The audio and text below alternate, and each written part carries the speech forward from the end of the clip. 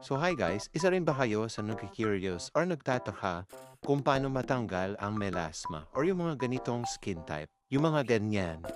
So nakikita natin dyan, marami si Ma'am Melasma. Melasma po yung tawag dyan. Yung mga pekas-pekas sa mukha na sobrang hirap tanggalin. Mahigit taon no yung process para matanggal yung mga ganyan skin type.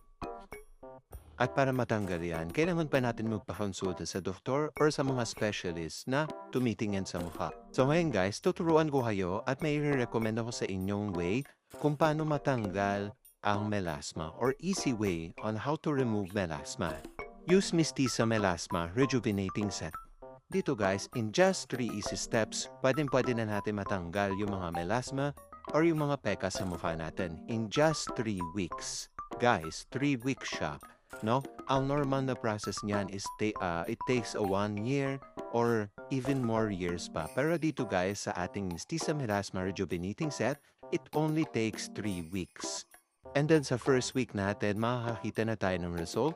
And then ang complete result niya po is 3 weeks po. Ang Mistisa Melasma Rejuvenating Set natin is walang hapde at walang pamumula and FDA approved. So hindi na tayo kailangan mangamba sa paggamit nito. Bukod sa nahatanggal ng melasma, nakaka-heal din to ng ating mga pimple marks at saka nakaka-tone siya ng skin natin. So yung may mga hyperpigmentation dyan or yung mga uneven tone skin, pwede rin pong gumamit nito. So guys, ano pang hinihintay natin? Kung interesado kayo, nandyan lang yan sa ating yellow basket.